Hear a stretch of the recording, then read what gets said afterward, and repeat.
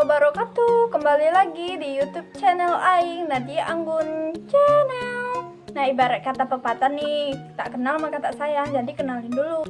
Hai teman-teman semuanya, semoga teman-teman selalu sehat walafiat dan selalu berada dalam lindungan Allah Subhanahu wa Ta'ala.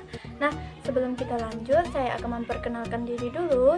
Nama saya Nadia dari Prodi Akuntansi, mahasiswi semester 6. Tentunya berada di Universitas ternama, Universitas Muhammadiyah. Sebelum kita lanjut, video ini dibuat untuk menyelesaikan mata kuliah analisis laporan keuangan yang diampu oleh Bapak Zul Asmi SE MSc AK. Nah, untuk kali ini saya akan berbagi tips, yaitu tips seputaran akuntansi. Nah, yaitu salah satu tema dari checklist warning, yaitu cara untuk mendeteksi laba overstate. Dimana kita lihat saja kelanjutannya. Nah, sekarang saya akan memberikan tips untuk mendeteksi laba overstate tersebut. Sebelumnya, udah pada tahu nggak apa itu laba overstate? Kita kan sudah sering dengar nih tentang kata-kata over. Over itu lebih tinggi atau pokoknya yang berhubungan dengan yang lebih-lebih lah. Nah, laba overstate itu sendiri adalah laba atau pendapatan yang dilebih-lebihkan dari jumlah yang sebenarnya. Berarti ada kecurangan ya di dalamnya. Nah, kesalahan-kesalahan yang tidak disengaja ini bisa dicegah sekecil mungkin dengan menyusun sistem akuntansi yang baik. Tentunya dengan susunan sistem akuntansi yang baik, organisasi serta bawahan-bawahannya. Tips yang pertama yaitu melakukan pemeriksaan intern terhadap para karyawan perusahaan. Hal ini bisa mendeteksi laba overstate karena kecurangan yang ada. Tips yang kedua dari mendeteksi laba overstate adalah harus adanya auditor internal dalam perusahaan, karena kerjaannya auditor adalah untuk mendeteksi bukti-bukti dan kecurangan-kecurangan yang ada, sehingga dia bisa mendeteksi laba overstate atau laba yang dilebih-lebihkan dari yang sebelumnya.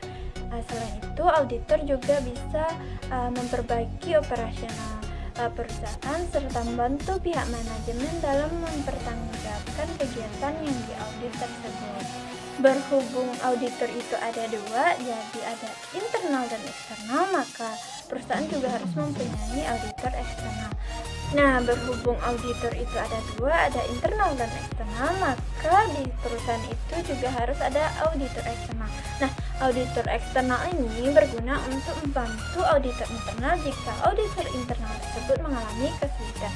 Nah, untuk auditor itu harus saling bekerja sama satu sama lain dan saling membantu, dan setiap perusahaan harus mempunyai auditor internal dan eksternal guna untuk mendeteksi kecurangan, yaitu berupa laba overstate yang dilebih-lebihkan.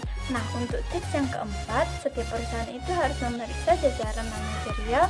Dengan begitu, perusahaan akan mengetahui adanya penyimpangan atau adanya kesalahan, sehingga jika terjadi kesalahan atau kecurangan, perusahaan bisa melakukan tindakan. Nah, tips yang selanjutnya yaitu setiap perusahaan itu harus memiliki organisasi atau susunan organisasi yang terorganisasi.